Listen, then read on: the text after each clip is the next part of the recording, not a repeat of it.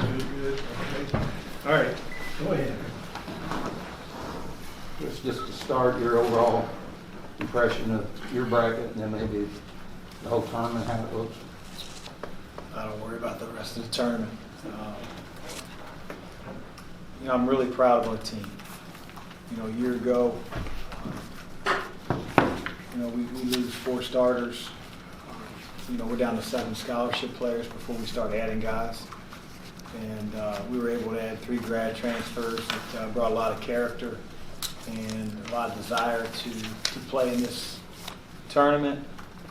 And it's something that, I'll never take for granted. This is my 20th NCAA tournament as a player, assistant coach, head coach, and every one of them I feel like I'm 9 years old on Christmas morning. And so I'm really proud of our group. I started looking at all the number 1 and 2 seeds that our teams played. I mean, I'm not a historian, but I'd be hard pressed to think many teams have played that many 1s and 2s throughout the course of the regular season. So our team is battle tested, and we're going to play a team that is very physical, that prides itself on rebounding and drawing fouls, and has played well as of late. So I don't worry about the rest of the other 66 teams in the tournament. I worry about. You don't look at your bracket. I mean, you do, yeah. But that's just to say, okay, those are the other teams. That's it. That's all I think about is how can we beat Minnesota. Had you seen Minnesota? Not really. Like every coach that's in the college game, games are on at night, but you have your own team, you have your own opponent that's up next, and that's really what you're focused on. But I'd be lying if I didn't say, games weren't on in the background. But I didn't have a great feel for them 2 hours ago. I'll continue to try to get a better and better feel as the hours roll on. Do you have any thoughts on a tip time? I think it's 11 a.m. local time on Thursday. As long as it's the same time for Minnesota as us. I'm not worried about it. Do you ever or will use some of your personal experiences with a current team? What I'm thinking about this team is you could relate maybe to the 2017 season when you lost a bunch of games at the end. You were 11 seed and got all the way to the Elite 8. Do you ever? Yeah, we talk about it. I try to use any experience that I've had. I think that's what you do. You draw on experiences that you remember, things that you think can help your current team, and this year's team's no different. But when they tip the ball up, Thursday morning or Thursday early afternoon, depending on where you're watching the game, it's whoever's better that day. Is that a legitimate analogy between 17 and this team was the? Not really. We lost our starting point guard with about 15 games to go and had to play a freshman who was, maybe playing 10 minutes a game prior to that. Then we lost our leading scorer for 3 games and missed the losing streak and had to try to manufacture points. So, this group is one that I've said hasn't always had a ton of experience in these moments and in these games that we've played. But I think they're better having played them and having been in those moments before. And we've done it against the best teams in the country. So we're going to have to draw on those experiences when we're in tournament play, because as you know, it's one and done. Most of your guys haven't played in the NCAA tournament before. How do you approach that, and what do you tell them? That's okay. I don't think Minnesota's much more experienced. So it's a basketball game, and we just have to, attack. We have to play to our identity, make sure that defensively we're locked in, we're in a stance, and we're racking up kills, and we're pushing the ball and trying to take advantage of what we can do in transition. It's a basketball game. Chris, do you know Richard Pitino at all? I know him a little bit. I know him a little bit. I mean, I wouldn't say, great. He's always been really good to me. But, we all sit on the same AAU stools during the recruiting periods. Is there anything about his teams that you've seen over the years, anything consistent? I mean, you mentioned the rebounding with this particular team. Just being really physical. They're a team that almost at every position has really good size. They draw an awful lot of fouls, especially when they win games, getting to the free throw line.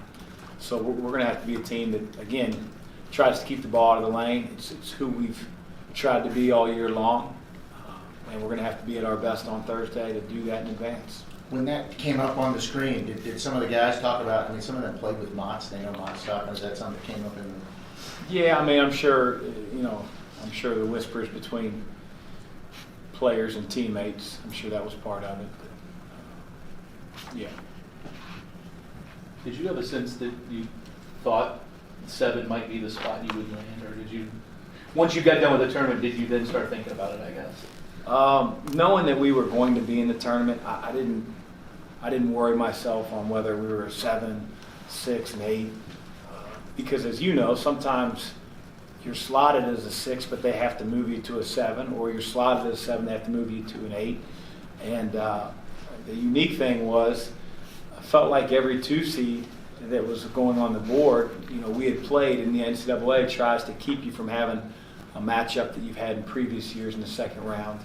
But, with who we've played, it was almost an impossibility. I was hoping they'd maybe seed us 3 or 4 just to get that out of the way. Was the Michigan State game earlier this season for you? I mean, you had said before the year you thought this was an NCAA team, no matter where you were picked in the ACC, whatever. Was that game, though, was that important for you in seeing it on the court, beating a team like that? No, it was important. Hindsight is important because of our resume and needing wins like that. I learned a lot about our team in New York. Certainly we wanted to win one, if not both of them. Felt like we had the Marquette game, but came back with the sense of, if those are 2 of the top 20 programs in the country, then we can give ourselves a chance to win on any given night. And I think our players felt that way as well. We never felt like we were playing so above our heads that gosh, we're going to have to match that in order to keep a game close. Never felt that way. And I think those 2 games against those 2 opponents sort of gave our guys a sense of like, we need to play better in certain areas to finish games and win games. And so it was nice, to be able to do that the very next game against a very, very high-level opponent. I think it gave our guys a shot in the arm. And we needed it because that's the type of teams we played damn near all year. Chris, you mentioned the whispers about Mott on the other side. I mean, any whispers about there being a Pitino on the other side? Different one, but... Not really. I mean, it's the elephant in the room. I mean, I coached a few of the guys that played for Coach Pitino. It's his son. I mean, I would hope for the Minnesota players and for our guys that the game becomes about the game. Can't control what people are going to talk about or write about or report on, but you can only beat a horse so long. Do you like where your team is going into the NCAA? Hell yeah, it beats going to the other ones. I mean, where they're playing and the way that you're playing and so forth. Do I think we can play better in certain areas? Yes, but as I've said before, I think our team spirit has been a really good one. I've really enjoyed coming to practice with our group. We're not perfect. We have some holes here and there, but so do a lot of teams in this tournament. And for our guys to continue to fight and stick together, we went through a tough month. And, the teams in our league can steal your confidence, especially when they're playing at a high level. But, we earned where we are today. And, there are teams that go into the NCAA tournament. Just look at the history of the tournament. There are teams that go in on such a roll, and they're home on Thursday night. And there's teams that, have lost a few in a row down the stretch, and no one really believes in them. Next thing you know, they're in the Elite Eight. And I've seen both sides of it. you know, like you talked about before. So I know our group is excited to play. I'm sure Minnesota, they'll be excited to play as well. But, you know, our guys have worked hard since the spring, you know, when we took over, and I'm glad they've had this moment. With that, it's such a short turnaround, especially playing one of the first games on Thursday. Did you have a scout already going for different teams, and how do you proceed now that you know who you're playing? We did. In 2019, it's much easier to get information on opponents. I mean, you know, all the different companies and internet sites that will feed you information just at the touch of a couple clicks and, you know, your Visa card. So we had a lot of information on a lot of teams that were possibilities for us. But, you know, nothing beats watching them on tape and trying to figure it out and getting a feel versus others' opinions. So, you know, all those sites and stuff are great, but we don't use a whole lot of that stuff. We call a few coaches, and they'll do the same on us. But, you know, I like seeing who I'm playing and trying to figure it out on my own.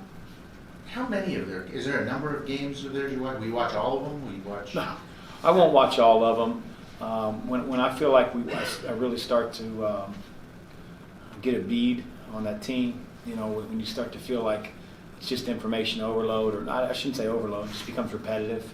You know, you see the same out of bounds plays. You figure out, you know, what they're looking for in the half court. You know, where they're vulnerable. Then you just go about trying to put together your practice plan and figure a way to message that to your team.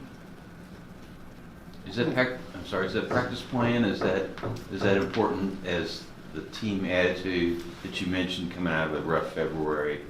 You know, what are you taking for your team? What do you want them to do?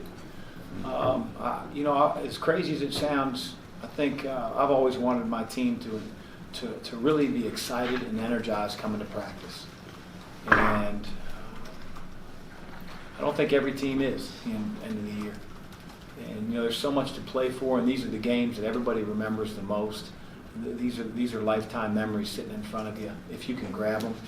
And so, you know, we try to make a conscious decision about, you know, limiting practice time, really trying to streamline our scouting and get our guys in the mindset of really wanting to be at practice and wanting to get better and having an energy about them.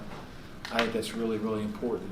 And this is what you play for. It's what you work for all year. One more for Coach. Did you sense that tonight, just in the immediate, you know, minutes after the reveal? Were the guys excited? Like, what was the mood? Yeah, guys were really excited. That was probably the shortest wait I've ever had.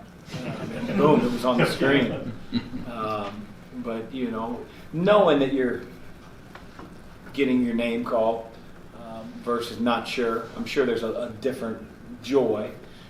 More about an intrigue of who are we going to play, where are we going to be, what day are we playing. But make no mistake, there's an excitement. You know, our guys are really, really excited about being a part of the NCAA tournament, as they should be. Okay, thanks.